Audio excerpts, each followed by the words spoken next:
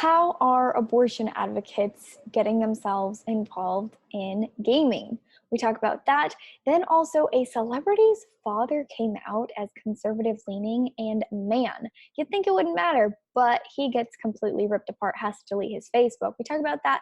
Also, we know that Planned Parenthood has recently rejected officially Title X funding, but what does that mean? Where do we go from there? And was that even a good thing in the first place? We'll talk about all that, plus we deconstruct one of Taylor Swift's brand new songs from her album Lover that just came out a few days ago. All that and more on Deconstructing the Culture. I am your host, Elisa Steele.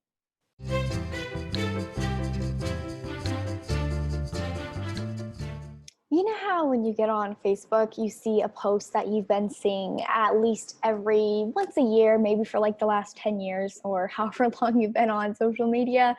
Well, for me, one of those posts is the following, which I think is funny, and I kind of get a kick out of it every time I see it, even though I've seen it in email chains and I'm now on Facebook. So it goes like this.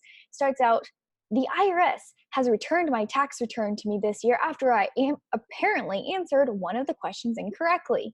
In response to the question, do you have anyone dependent on you? I wrote 9.5 million illegal immigrants, 1.1 million crackheads, 3.4 million unemployable Scroogers, 80,000 criminals, over 85 prisoners, plus 650 idiots in Washington. The IRS stated the answer I gave was unacceptable. The meme reads, I don't know about you, but if you're a conservative, you've probably seen this meme, either as a picture or, like I said, an email chain. I remember the first time I saw this, I thought it was hilarious. Now I just kind of chuckle because I've seen it so many times. It's pretty typical. It's just a joke that conservatives post, or something like it, that we post, making fun of the fact that our government is bloated and we have way too many entitlement programs and way too many programs that our hard-earned money goes to that we don't support. And obviously those numbers are probably not high enough, but still, you get the point. It's funny. Well, a celebrity's father posted this and a few other things, and they were just like reposts. I'm pretty sure from the screenshots that I've seen, they weren't even his post. Now, can you guess whose father? Well, if you didn't guess, it's Taylor Swift's father. His name is Scott. And I don't know why this is such huge news, why this even is newsworthy. Some random people decided to search her father, and somehow, I think on Tumblr and then on Facebook, found this meme, and then they also found a Tumblr post and other memes declaring things like, quote, I no longer recognize this person as a senator, over a picture of Elizabeth Warren. Or there were screenshots in support of Blue Lives Matter, a pro-police movement widely seen as a retort to Black Lives Matter, is what this article is saying. The post calls on readers to stop the violence against America's hero in blue, with a picture of a recently killed female officer. So it's like pro-police officers. He apparently didn't approve of Elizabeth Warren, and he made a joke about taxes with a few other things. He also had a post in 2016 saying, so sad to hear the passing of Nancy Reagan. Thought the world of those two wonderful people. Golden years. So the reason why I bring this up is to remind us that it doesn't all matter. After the 2016 election, we had friendships ending over who voted for who. Now we have people cyberbullying a man who is not in the public eye. Taylor Swift's father is not in the public eye. He is not a singer. For all intents and purposes, he should be left alone because he's not a singer. You can criticize Taylor Swift all day long. She has put herself in the public eye. But her father, give him a break. Whether he's conservative or liberal, I'd be saying the same thing. Someone gets cyberbullied because oh, goodness gracious, shocker, they found out someone has an opinion, and that's apparently, gasp, horrible if you don't agree. I'm talking to us conservatives too. The reason why I bring this up is because it's actions like this where people they're so opinionated and so vicious with their opinions that this man, Taylor Swift's father, had to delete or deactivate his Facebook because it got too intense. And we conservatives are guilty of this too. If we find out some shocking news, or we find out someone, they came out and, they're a Democrat, or they're a liberal, I can't even talk to them anymore, whatever the case is, we don't need to behave like this. We don't need to be constantly boycotting. Yes, I do believe in, so for instance, let me explain, let me back into this. I do believe that it is okay and probably good to not buy from companies or give money to organizations that are directly supporting Planned Parenthood. So for instance, MAC and Benefit makeup companies, they donate to Planned Parenthood. So I will no longer buy MAC or Benefit makeup because I know they are giving money actively to Planned Parenthood. We can take this as far as we can navigate in life. Obviously, becomes very difficult when you come to technology. So I'm not saying this is a hardcore. I'm just saying when you can, yeah, I think it's good to kind of navigate that direction. But then when it comes to just they have an opinion that I don't agree with, I'm going to avoid them. No, it's okay for people to hold an opinion, even if it's a gross one we don't agree with.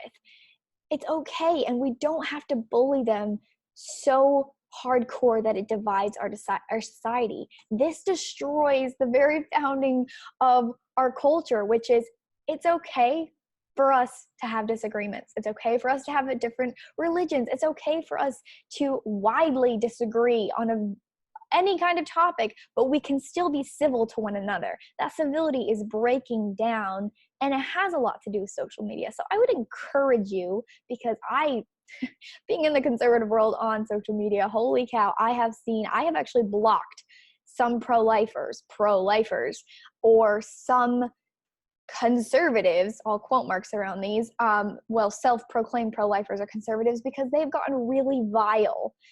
If you're going around attacking peaceable people, I'm talking about conservatives and pro-lifers here, but if you're going around finding someone who just they're okay with abortion, and then you immediately go into a personal attack and tell them that they should die because they're a baby killer, I think we need a heart check there. Just saying. If you're telling anyone that they need to die because they're a killer, because they hold an opinion that maybe they don't even know fully what abortion is, I'm not saying that holding that opinion is okay. I'm not saying that it's okay for people to continue forward practicing abortion. But what I am saying is that if we're lashing out with such evilness and such hatred, that you've crossed a line. You're kind of destroying and fraying at the ends of a civilized society. I think we need a heart check, and I think that goes for everyone, including myself. I have to do a check sometimes and be like, you know what? That was so vile, but I am not going to reply with vile, because then that makes me vile. So just want to throw that out there. I also want us to just double check before we post things, especially with people we disagree with. And even speaking to our friends and family members, it does not build bridges or open communication or open any kind of room for discussion or any heart changes if we're going around calling people baby killers. Yes, abortion is killing babies, but I do think we need to soften our language and be loving, be the movement of the pro-love side, the pro-woman side. And we're going to only alienate those that we need to help and who desperately need our help if we're going around slandering and saying vile things. So I really want us to take this to heart, okay? So moving on, let's talk about Title X. Now, I know we've seen it all over the news. We're like, Planned Parenthood rejected Title X funding. That's $60 million not going. And we're like, yay, this is a big win, right? Well, let's just talk about that really quick. So just start at the beginning, basics. This is from LifeSite News to explain a little bit about how this works. Planned Parenthood, and this news story, I should say, America's largest abortion vendor, announced that it's officially dropped out of the Title X program and will forego nearly $60 million in taxpayer funding rather than to comply with the Trump administration rule requiring it separate its abortions from the rest of its operation. Pause right there. What does that mean? So Trump administration came out with a rule saying, hey, you can have abortion facilities and you can have women's clinics, like health facilities, but they cannot share the same physical space. They can't share the same employees, whatever, yada, yada. Essentially, it requires that the recipients, people who receive this federal family planning money, to be physically and financially completely separate from abortion operations, and it prevents anyone who receives that money from referring to abortions. So just to clarify, anyone who receives this money, they can still talk about abortion, but they cannot refer. And that's a problem if you're a Planned Parenthood and most of what you do is refer abortions, especially because that's your cash cow. That's where you make most of your money. So this rule, like I said, it doesn't require, but it permits a kind of a non-directive counseling of abortion by doctors.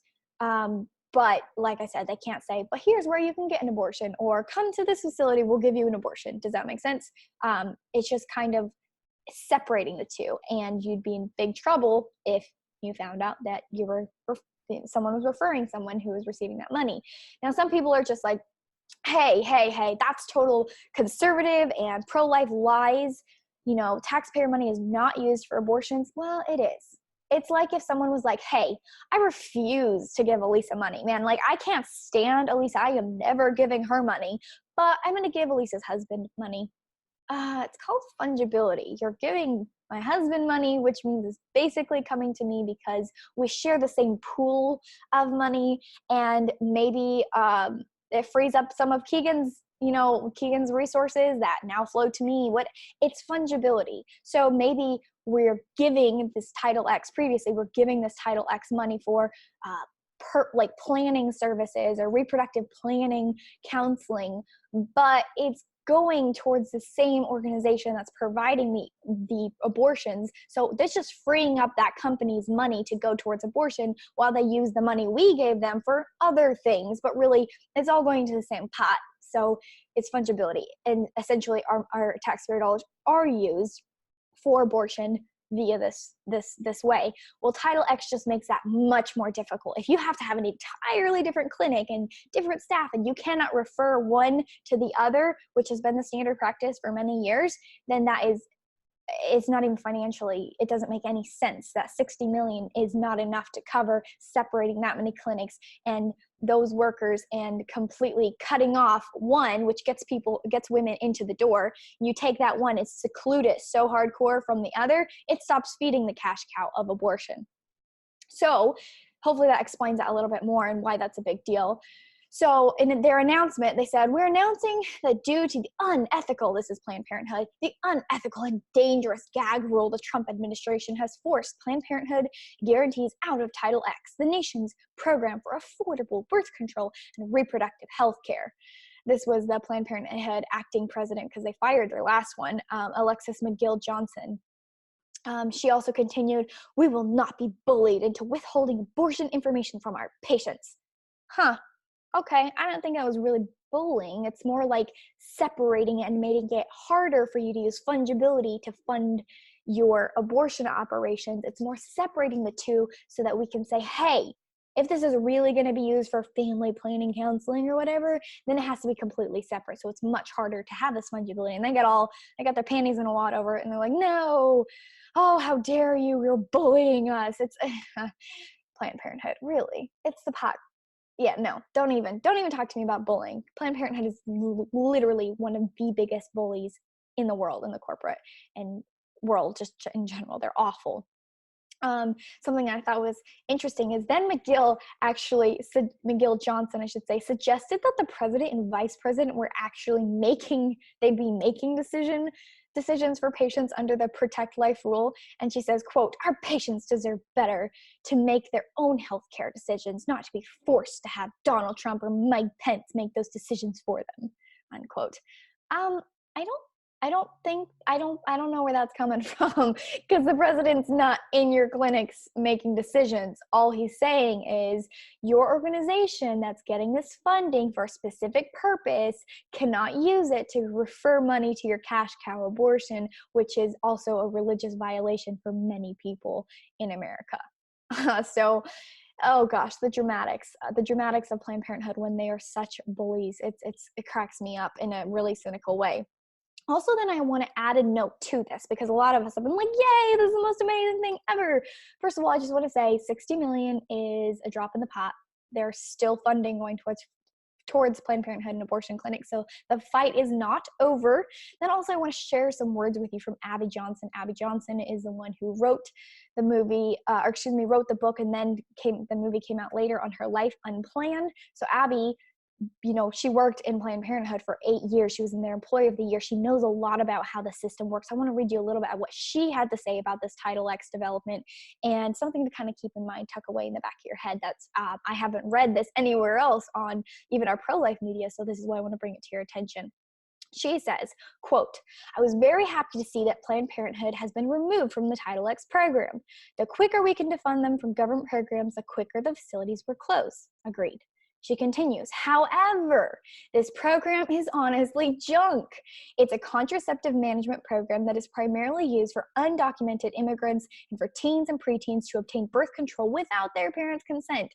Pause right there. That's really bad. It's because of birth control, and this is a whole nother subject another time, but it's because of birth control culture that we have as many abortions as we do, because no matter what kind of birth control you are using, eventually it can result in a pregnancy, because no form of birth control other than abstinence will be 100%. There's always a small chance that you can get pregnant, and Planned Parenthood relies on that. They know that, and they feed that. That's why they start students so young, convincing them birth control is the right option for them, because they know a child, it's hard enough for a grown woman to take a pill every single day at the same time within a couple of hours and not mess up. Imagine essentially a child. First time I started having my period, I think I was 12 years old. That's a child. And you're putting these young girls on birth control, they're going to mess up. There will be mistakes, and then there will be unplanned pregnancies, and then there will be abortions, and that's what Planned Parenthood wants. That's another topic. Going back to what Abby's talking about, she says this program is junk.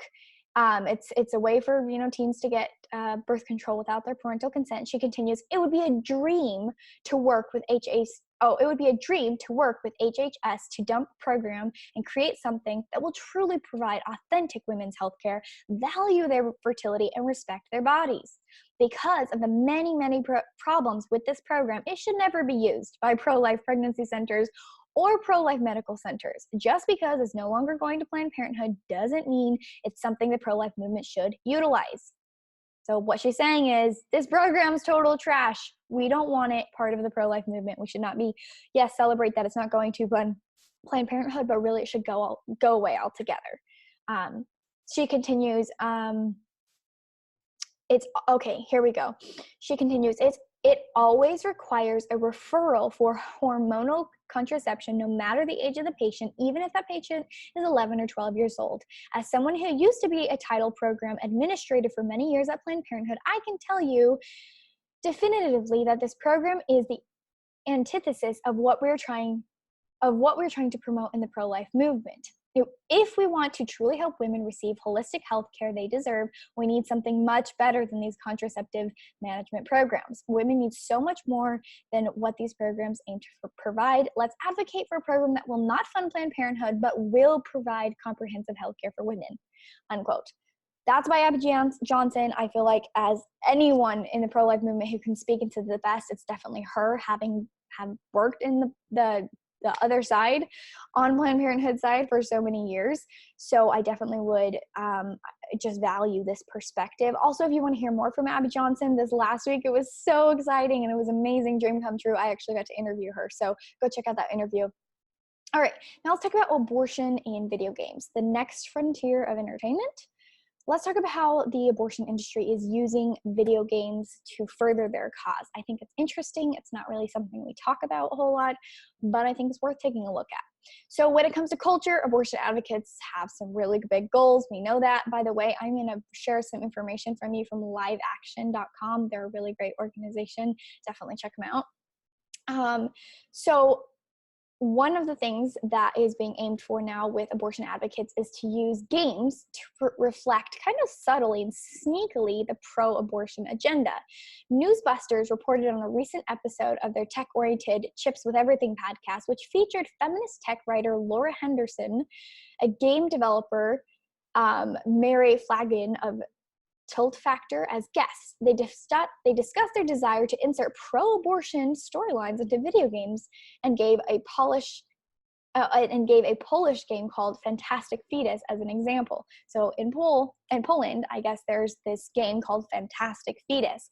And essentially what happens is, in this game, a Fantastic Fetus. It's kind of a Tekla Gacha style game, which players can choose a character and then they walk through all 9 months of pregnancy. These characters need to be fed, kept happy and clean, given medicine when they're ill, and even pray, which is interesting that they added that into the game.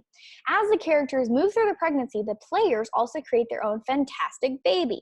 But if anything goes wrong, gaining too much weight, becoming afraid, or getting too sick, the mother will die. And then at the end of the pregnancy, regardless of how well the mother is taken care of, so regardless of how well you play this game, then the baby will end up with a life-threatening birth defect like hydroeclampsia or twin reversal artificial perfusion.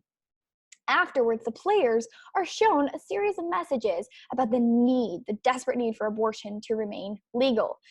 The message is really clear.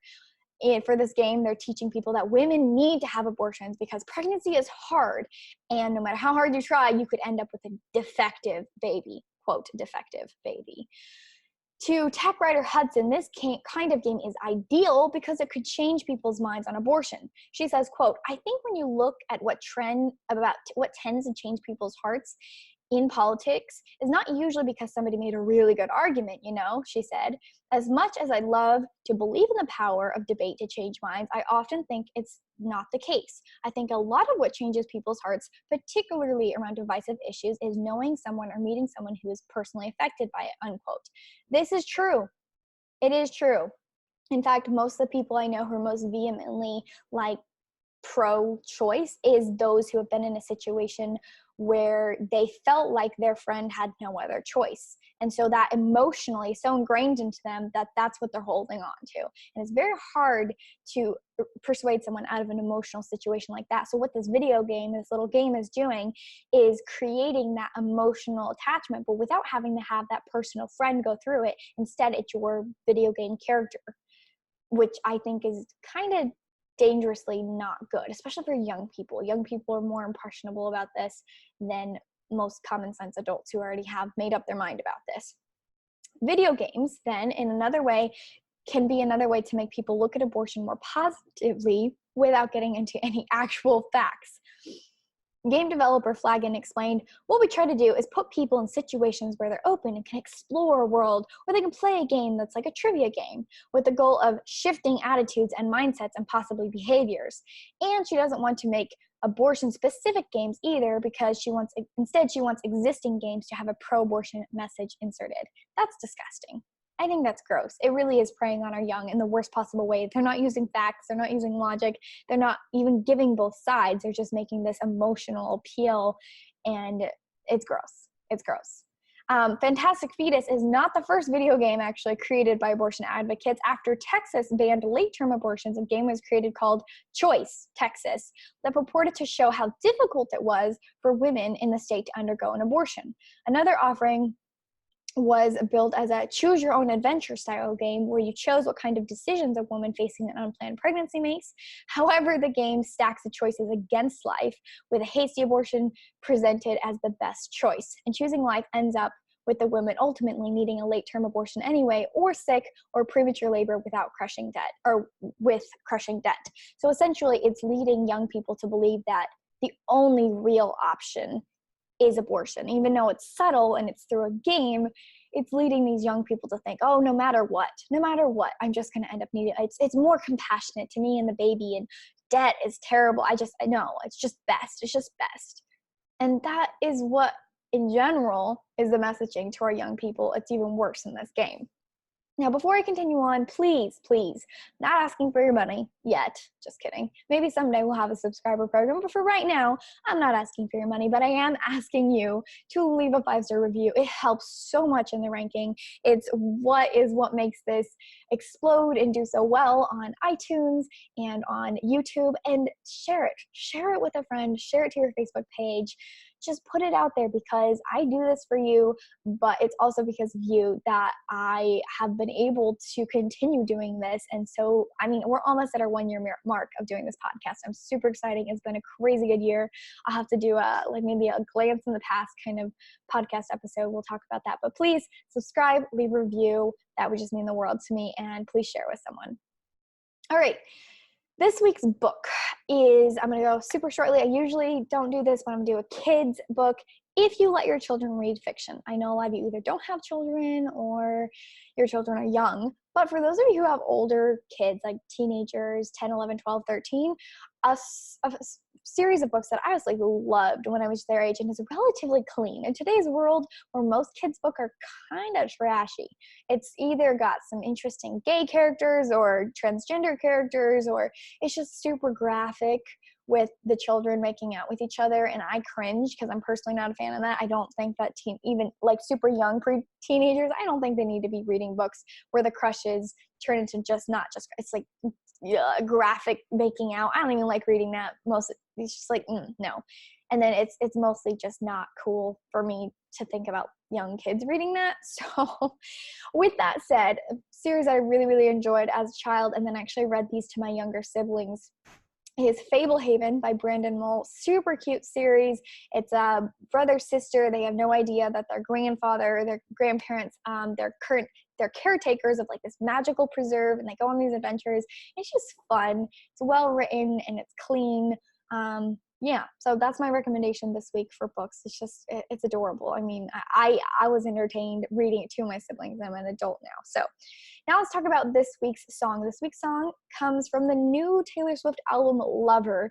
And I know I pick on Taylor Swift and Ariana Grande a lot, but they just have really popular trash songs. This is what the public demands. So there you go.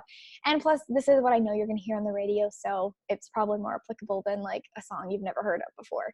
So this song is called Death by a Thousand Cuts, and we're going to go over a few of these lyrics.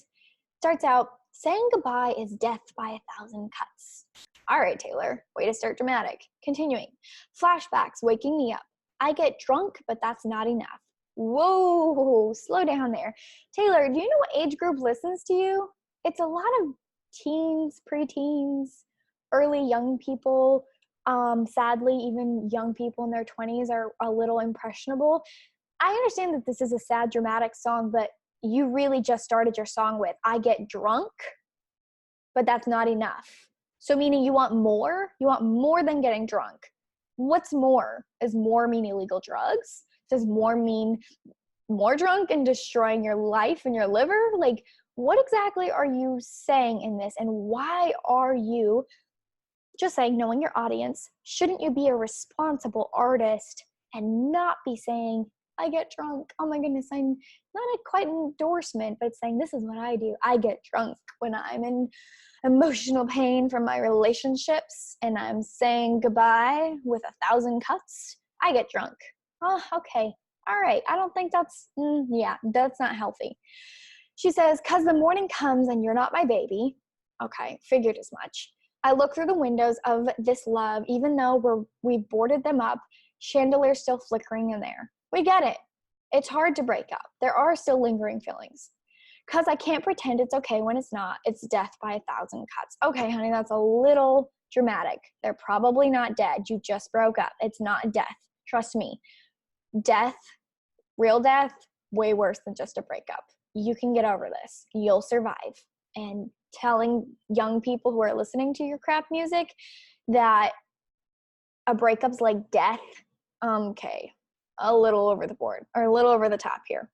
She continues, I dress to kill time. I take the long way home. The traffic lights. Oh, I ask the traffic lights if I'll be all right, and they say, I don't know. Pause right there. Honey, are you okay? You don't sound okay. Why are you talking to the traffic lights? That's a little bizarre. Really bizarre. Stop talking to traffic lights. They're not actually going to answer you. Also, maybe you shouldn't be driving if you're this delusional.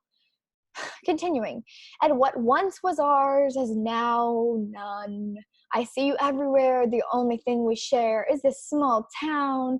If you say it was a great love, one of the ages, but if the story's over, why am I still writing pages? Well, it rhymes, Taylor, but it's not a great love or one for the ages if it ends like this and you're just talking to streetlights now. Okay. Then she continues, my heart, my hips, my body, my love, trying to find a part of me that you didn't touch. Okay, let me explain to you. Do you know why this breakup is way harder than it needs to be? Because you went too fast. Because if he touched all these, your heart, your hips, your body, your love, if they touched all of this, and I'm assuming you mean physically as well as emotionally, that means you're probably having sex outside of marriage. This is kind of what you're, saying in your words here. And that is going to get you hurt. There's a reason why God said that sex is between a man and a woman, husband and wife. And you will be leaving pieces of you behind if you are going into a relationship and sleeping with them, because then they will touch every part of you, as you have said, and it will hurt and it will not be healthy. She continues, now gave up on me like I was a bad drug. Probably were. Now I'm searching for signs in a haunted club. Our song, our films, united we stand, our country, guess it was a lawless land. Quiet my fears with the touch of your hand, paper cuts, stains from our paper-thin plans. My time, my wine, my spirit, my trust, trying to find a part of me you didn't take up. Because you gave him everything, honey. Trying to find something you didn't take up, that this guy didn't take up, it's because you gave him everything. Don't give him everything. That's for marriage. Emotionally and physically. Do not give everything to someone till you are going to be married. That's what makes this rougher than it's supposed to be. I'll be all right, but it's just 1,000 cuts. So one second she's dying, the next second she's gonna be all right. She ends with trying to find a part of me you didn't touch, my body, my love, my trust. It's death by 1,000 cuts, but it wasn't enough. It wasn't enough. No. Taylor, I know this is dramatic and sad, but I think you've gone a little overboard, and this is not a good way to handle a breakup, getting drunk or giving everything to someone who's not your husband. It spells disaster. All right, now we're going to end with Good in the World, because that song was so depressing. We need it. So it's this is a little two parts. First, it starts with something not so good, and then it ends with something else, and you'll see where I'm going with this.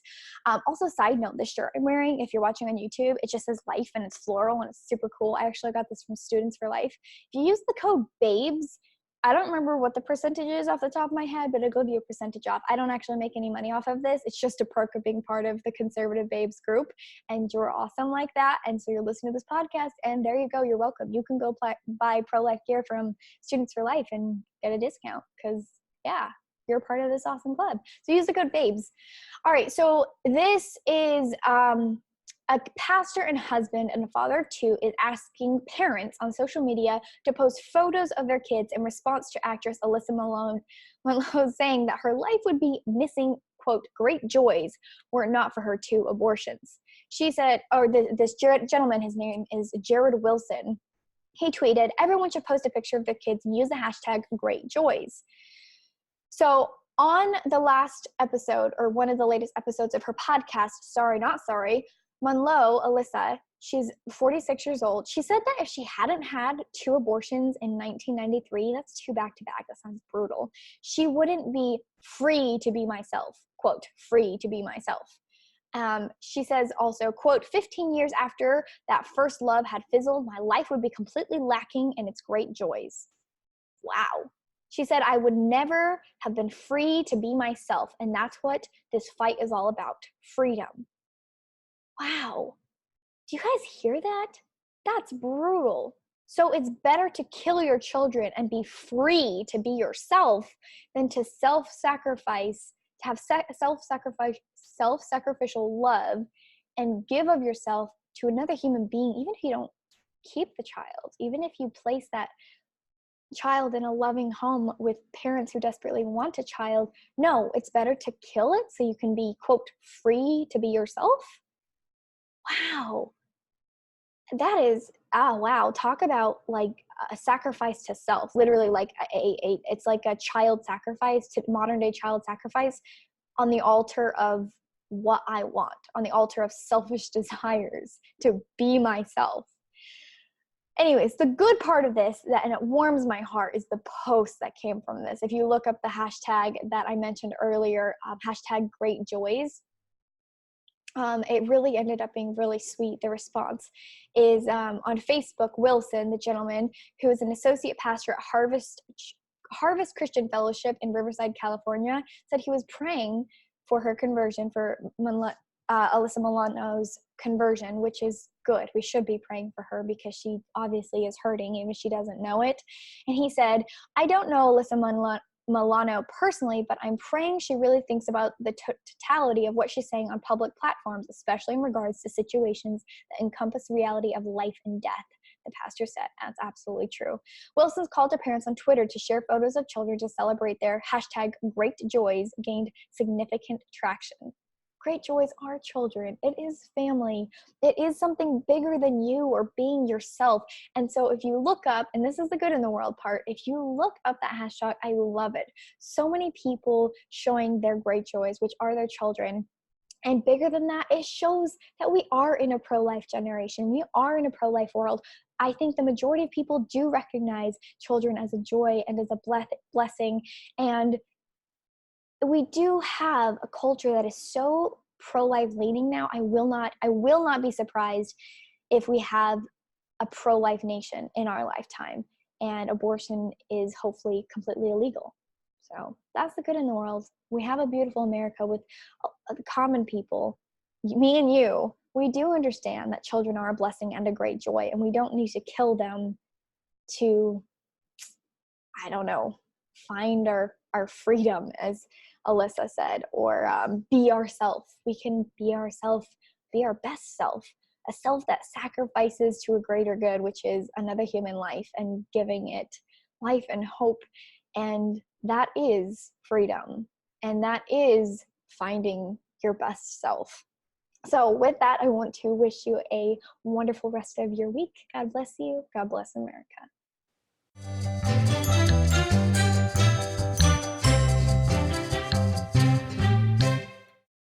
Hey, conservative babe.